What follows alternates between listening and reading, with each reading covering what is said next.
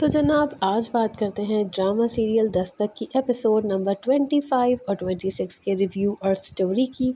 तो अब सीन ये होता है कि वो तो जा रहे हैं, मोइस तो यूएस जाने का प्रोग्राम बना लेते हैं। तो अ, अब किरण को जो है वो रियलाइज़ होता है, क्योंकि वो लास्ट टाइम उनसे मिलने आते हैं स्कूल में या पार्क में मिलने आते हैं। और बच्चा जो है वो काफ़ी मिस कर रहा होता है मोइस अंकल को। और वो पूछता है आप वो कहता है आप कहाँ थे? तो कहता है मैं बेटा यूएस जा रहा हूँ। तो बच्चे को पूरा समझाते हैं कि यूएस बहुत दूर है। तो वो कहता है मम्मा आप इनको यूएस नहीं, आप नहीं जाने दें ना इनको। खैर वो बच्चे को हाथ पकड़ के ले जाती है और इससे पहले वो उसको सारा कुछ बताती है कि सब कुछ मुझे पता था और इस तरह नहीं होना चाहिए था और मुझे ही इंटरेस्ट नहीं लेना चाहिए था आप में। खैर जनाब ये सारा सीन होता है। फिर पता नहीं रियलाइज़ करती हैं ये खुद ही। और यानी किरण रियलाइज़ करती है कि मुझे वो इसको रोक लेना चाहिए। उसकी फ्रेंड भी इसको बहुत समझाती है कि वो तुम्हें बहुत मोहब्बत करता है, बहुत पसंद करता है और वो तुम्हारे लिए यानी कि इतना कुछ ऑलरेडी कर रहा है, लाइक इतनी सैक्रिफाइस कर रहा है। तो एक तरह से तुम भी अब सोचो, क्योंकि मसले तो मतलब रिलेशनशिप्स में आते ही हैं, कोई परफेक्ट तो नहीं होते रिलेशंस। तो जनाब फिर वो सोचती हैं कि मैं इसको रोक लूँ और फिर वो उनको रोकती हैं। वो रुक जाते हैं। उसके बाद जो एक सीन होता है वो मेरी समझ में नहीं आया, वो बहुत अजीब सा था। अजीब सा इस तरह से था कि वो जो साहब नहीं है जो सैफ के फ्रेंड हैं, जो इनसे wedding planning sorry event planning करवा रहे हैं अपनी एनिवर्सरी की, वो इनके पीछे लग गए बुरी तरह। हुआ यूँ था कि उनकी इंसल्ट होती है काफ़ी, क्योंकि ये काफ़ी किरण की लाइफ में काफ़ी नोज़ पोक कर रहे होते हैं अपनी। तो उनकी जो फ्रेंड सोबिया होती हैं वो क्या करती हैं कि उनकी बेगम को शिकायत लगा देती हैं। और शिकायत लगाने का जो नतीजा निकलता है वो क्या निकलता है, वो नतीजा ये निकलता है कि ये किरण के घर आ जाते हैं, क्योंकि किरण का एक्चुअली घर में ही ऑफिस है ना। तो वो उनके घर आ जाते हैं। बच्चा जो है वो समझता मोइज़ अंकल आए क्योंकि वो आने वाले थे। तो वो दरवाज़ा खोल देता है, वो अंदर आते हैं। अंदर आके जो है किरण के ऊपर हाथ वाथ उठाते हैं बस। तो उसके बाद जो सीन होता है वो ये होता है कि दुपट्टा उनका लहराया जाता है और वो उठा के कैच कर लेते हैं मोइस। और उसके बाद वो उस बंदे की इतनी पिटाई लगाते हैं। लेकिन ये थोड़ा सा ट्रेंड अजीब सा हो रहा है कि आप ख़वातीन पे इस तरह से कोई ऐसे ही आके हाथ लगाए, हाथ उठाए उन पे। ये थोड़ा सा ना इस चीज़ को डिस्करेज करने की ज़रूरत है। मुझे नहीं लगता ऐसी चीज़ें दिखानी चाहिए। और फिर अब तो किरण को ये हो रहा होगा ना कि हाँ मैंने तो सही फ़ैसला किया है कि मोइस को रोक कर मैंने ठीक ही किया है। खैर फिर इनका निकाह हो जाता है और शादी हो जाती है। और मतलब बहुत क्विकली सब कुछ होता है। इतना इतना क्विकली होता है कि ये इनकी इनकी अम्मी तो जाती हैं, मोइस की मदर जाती हैं शादी में तैयार होके। और उनके अब्बा नहीं जाते, फ़िरोज़ नहीं जाते, फ़िरोज़ और वो नहीं जाते। और फिर उसके बाद जो है वो एक सीन में दिखाते हैं कि वो जो सजाद साहब है ना, किरण के अब्बा, वो अपनी बहन की आंखें बता अपनी बेगम के साथ गए होते हैं, निदा मुमताज़ के साथ। और जाके बताते हैं कि मेरी बेटी की शादी हो गई है। तो वो नहीं नहीं नहीं, वो आती है इनके घर आती हैं। तो कहती हैं, वो ये शिकवा करने आई होती हैं कि भाई ये तुमने अपनी बेटी की शादी कर ली और मुझे तो सोशल मीडिया से पता चला है और तुमने किसी को बताया नहीं, किसी को बुलाया नहीं। तो वो फिर सही का जवाब देते हैं। वो कहते हैं भाई पहले अपनी बेटियों की शादी में बुलाया था तो क्या हशर हुआ। किसी ने बोला कि हमें हमें पूछा नहीं शादी में, किसी ने बोला हमें दावत अच्छे से नहीं दी, किसी ने बोला खाना अच्छा नहीं था, किसी ने बोला गिफ्ट्स ठीक नहीं थे। तो कहने लगे मैंने सोचा इस दफ़ा किसी से कुछ ना किया जाए। कहती है तुमने हमसे मशवरा भी नहीं किया।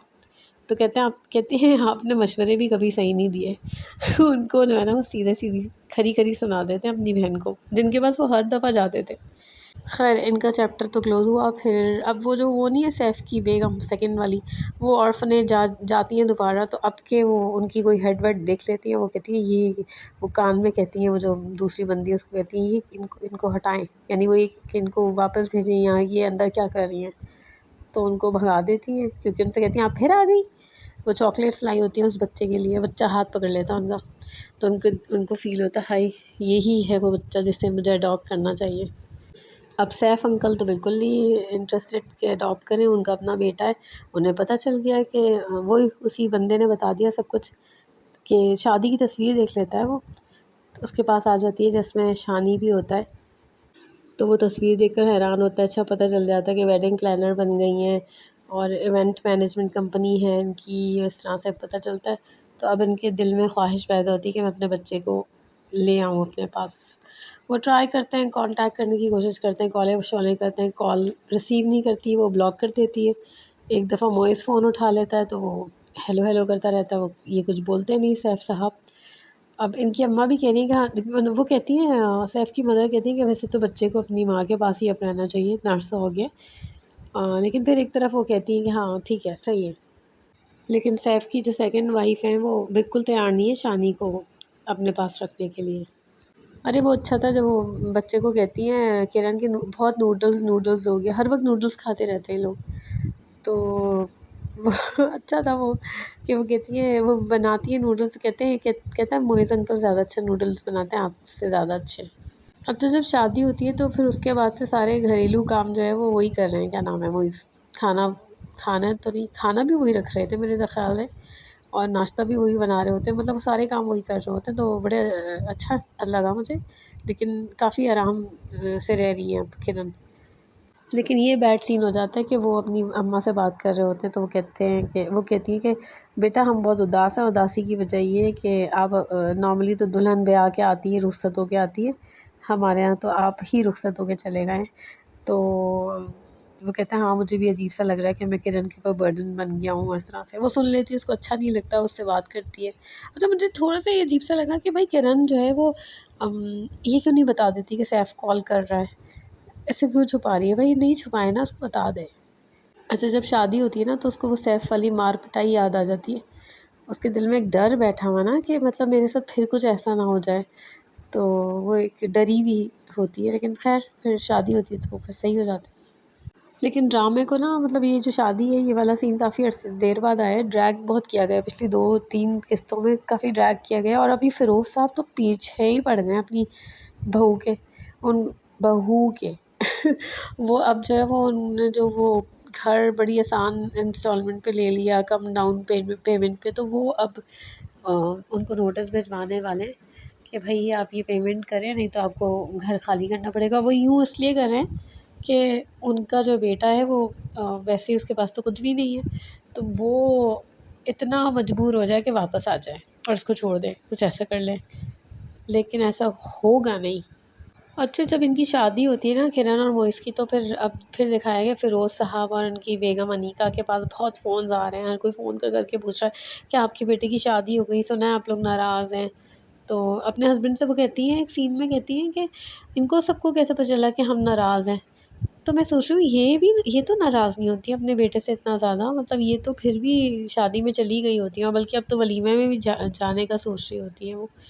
तो मतलब ये तो नाराज़ नहीं है, तो ये क्यों कह रही होती है कि हम दोनों नाराज़ हैं, लोगों को कैसे पता चला? और जब सैफ ना अपनी अम्मा को बता रहे होते हैं कि वो ना बिज़नेस वूमन बन गई, तो उनकी आँखों में इतनी चमक आती है, वो इतने खुश होके बता रहे होते हैं किरण के बारे में। तो मुझे बड़ी हैरत हुई कि उसने इतना पॉज़िटिव लिया इस चीज़ को।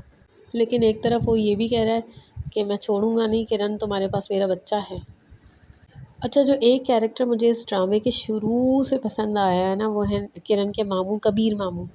तो फिर जब वो ये शादी-वादी वाला सीन होता है तो उसमें वीडियो कॉल भी होती है, और वो कह रहे होते हैं कि मैंने तो पहले ही पहचान लिया था कि ये तुम्हें पसंद करता है, और देखा मैंने कितनी सही बात की थी।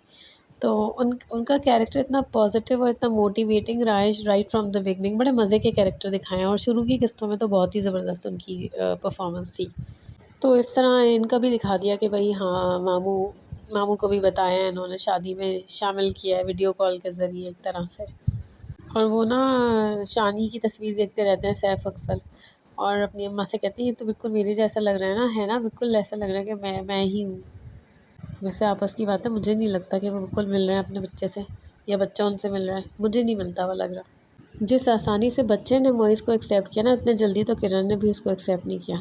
बच्चे ने फ़ौरन, बच्चे से वो कहते भी हैं कि तुम मुझे डैडी कहा करो, तो वो फ़ौरन डैडी कहने पे भी मान जाता है। तो मुझे बड़ा क्यूट लगा कि बच्चा जो है वो फ़ौरन इतना फ्लेक्सिबल दिखाया है।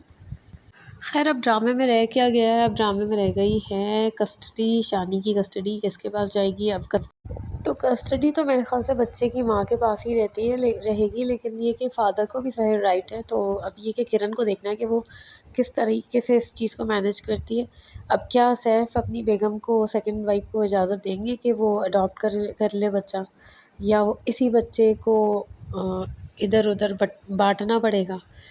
तो ये बस यही पार्ट रह गया, बाकी तो कुछ नहीं बचा ड्रामे में। अब सब कुछ सेटल डाउन हो गया, और एक और पार्ट जो बचा है वो ये है जनाब कि फ़िरोज़ साहब जो है ना, वो वो उनको बदलना बाकी है। बाकी तो सब सेट हो गया, सज्जाद साहब भी बदल गए, सब बदल गए सिवाय फ़िरोज़ साहब के, वो बहुत रिजिड दिखाएँ। तो बस ये ड्रामा भी तमाम होने वाला है, और बस मैंने आपको 2 एपिसोड्स का अहवाल कह दिया है। फिर मिलेंगे इंशाल्लाह किसी और ड्रामे के रिव्यू और स्टोरी के साथ। तब तक के लिए थैंक यू।